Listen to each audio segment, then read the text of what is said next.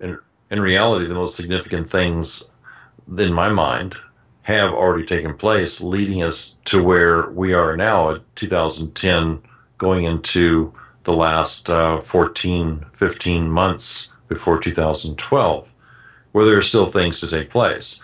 But those events that took place for me that were my signs, the first was I was shown a newspaper when I was having one of my visitations, and I was probably 14 years old.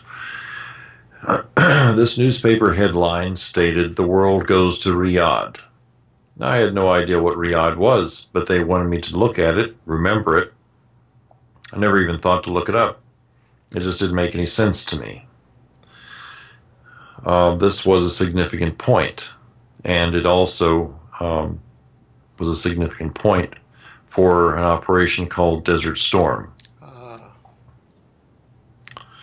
Because Riyadh was the massing point to go against Saddam Hussein, you see. The other things that were taking place, wars, travesties, illnesses, the AIDS virus was one of them. Another one was, it was a man-made virus that was sweeping the planet. I haven't seen that one happen yet, but I've heard a lot about different viruses that are, people are afraid and need to get their shots, which is a huge mistake if you do. The Twin Towers was a very definite sign. On my botched up birth certificate, there's very little information on there except a couple of notes and the date that I was born. Mother and father's name. That was it. My birth date was 9/11. And it just so happened that 9/11 occurred for me on the anniversary when it was one of the 10-year anniversaries that they were supposed to show up and give me the next bit of information I was supposed to receive. They never showed up. And they haven't since 9/11. The next time they're due to show up is next year. Probably will be sometime in November if they decide to make themselves known to me. So I can see now why you maybe assessing the situation somewhat soberly. Yeah, exactly. Yeah. Well, do you feel that you've said some things that are quite remarkable tonight. One is that if one goes into the positive timeline without bringing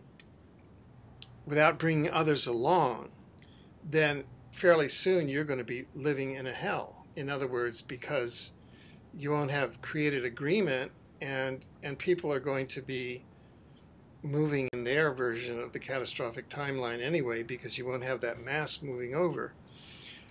Right. So do you think that there are ways to move people into a positive timeline now, given the 9/11, given the BP oil spill, given all these false flags that are, kind of coming in, or?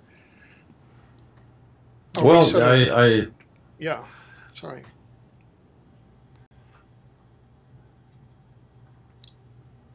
My core belief is that if you're going to bring out the best in others, you need to give them the best of who you are.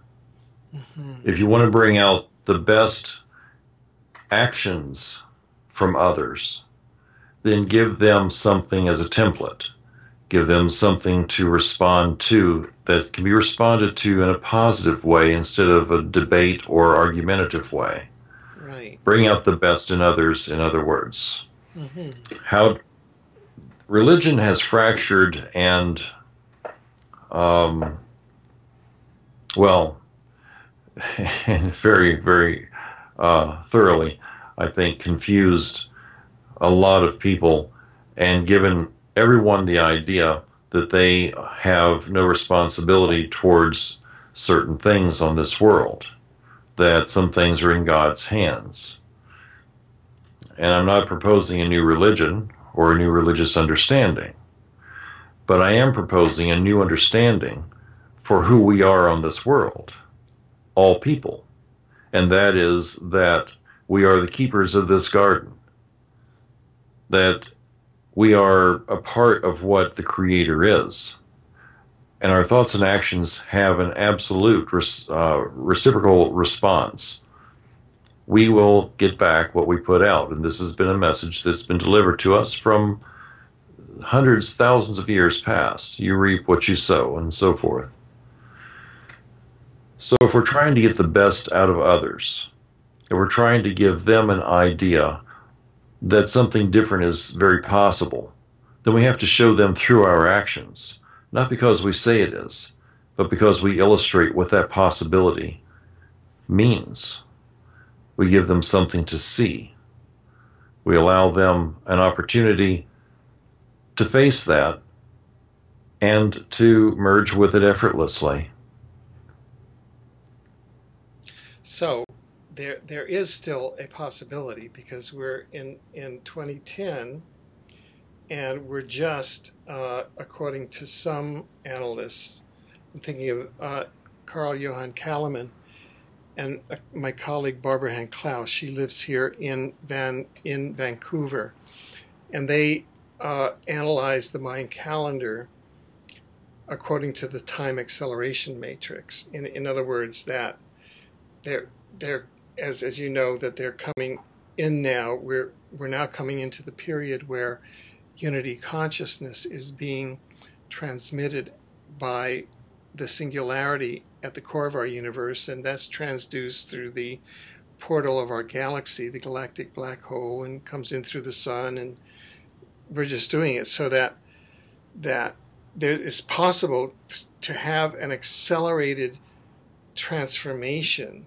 in these last couple of years. I mean, just in this last 2011 to 2012, things that in past eras took centuries can now happen in a matter of months because of the acceleration of consciousness.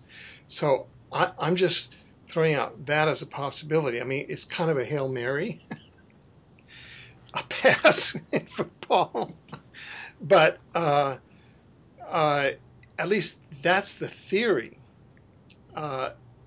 behind it, that we're having a quickening of consciousness that at the very last minute will allow humanity to wake up, and and the permanent war economy is just kind of thrown off, and we come into this now.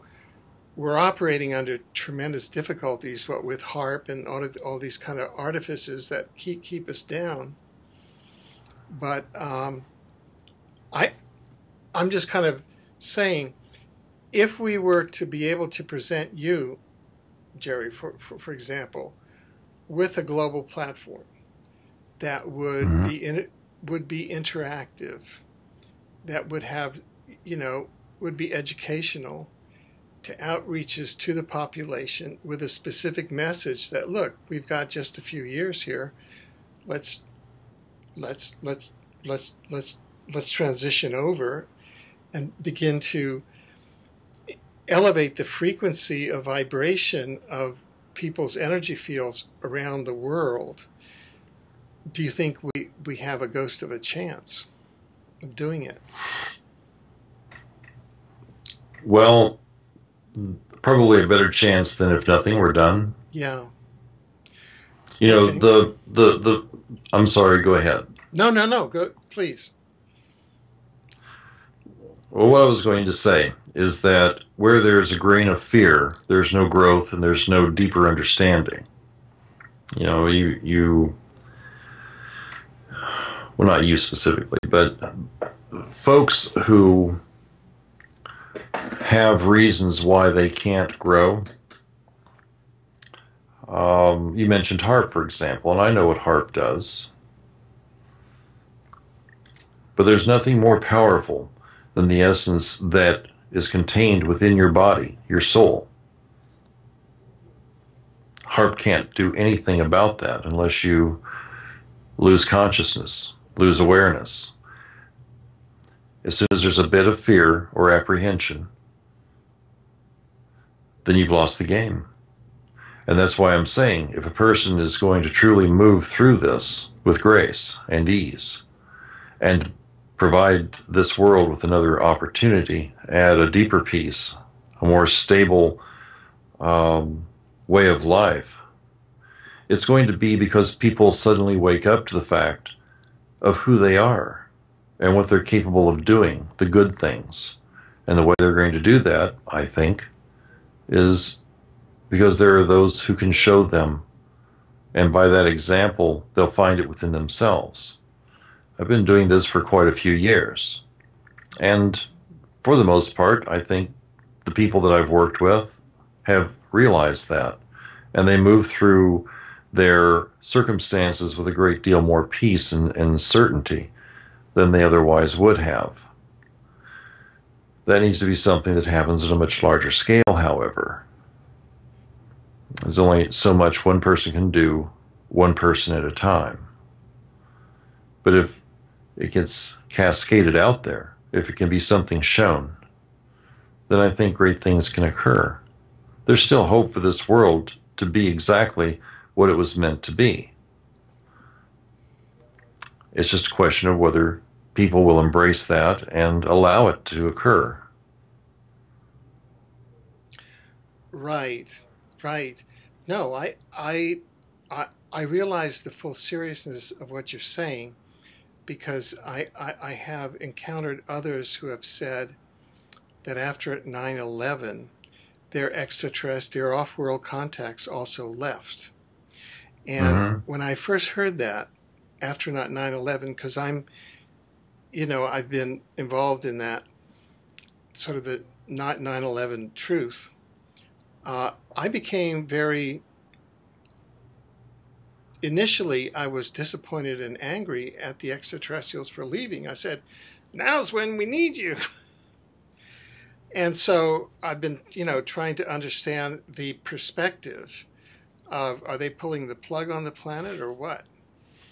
Or are we supposed to is this supposed to really, like, well, if we don't want the plug pulled on the planet, we're really going to have to get it together.